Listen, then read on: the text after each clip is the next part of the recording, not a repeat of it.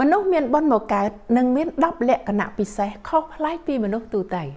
តាមការជឿបែបពុទ្ធសាសនាមនុស្សយើងកើតមកហើយមានលក្ខណៈពិសេសវាមិនមែនជារឿងចៃដន្យតែជាបុណ្យបារមីដែលបានសន្សំមកតាំងពីជាតិមុនមនុស្សដែលចាប់កំណើតមកព្រមជាមួយនឹងបុណ្យច្រើននិងមានលក្ខណៈពិសេសខុសពីមនុស្សទូទៅមានជាច្រើនផ្នែកអាចសង្កេតតាមព្រឹត្តិកម្មបុគ្គលិកលក្ខណៈនិងផ្លូវនៃការតម្រង់ជីវិតរបស់ពួកគេលក្ខណៈអស់នេះមិនបានបញ្ជាក់ថាកើតឡើងដោយសារហេងតែវាជាលទ្ធផលល្អដែលគេធ្លាប់បានសន្សំរួចមកហើយទី1មានចិត្តមេត្តាករុណាពីធម្មជាតិមនុស្សដែលមានបុណ្យមកកើតរមែងមានចិត្តទន់ភ្លន់មានក្តីមេត្តាដល់សពសត្វនិងមនុស្សដោយធម្មជាតិពួកគេមានបំណងប្រាថ្នាចង់ឲ្យអ្នកដទៃមានក្តីសុខ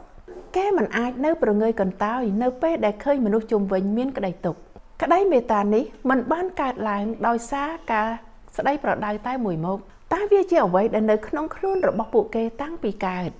វាប្រៀបដូចជាធម្មជាតិរបស់ពួកគេផ្ទាល់បុគ្គលអស់នេះរមែងមានការយល់ចិត្តយល់ថ្លើមខ្ពស់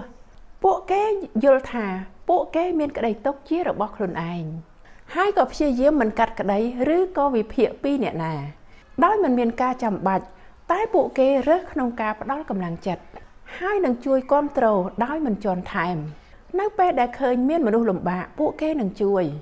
ដោយមិនមានចិត្តរារែកទោះជាមិនបានទទួលផលតបស្នងក៏ដោយលក្ខណៈពិសេសមួយទៀតរបស់អ្នកដែលមានចិត្តមេត្តាករុណានោះគេមិនមានចិត្តច្រណែនឈ្នានីសអ្នកដទៃនៅពេលដែលគេឃើញអ្នកដទៃជោគជ័យពួកគេមានចិត្តត្រេកអរហើយនឹងជួយគាំទ្រព្រោះពួកគេយល់ថា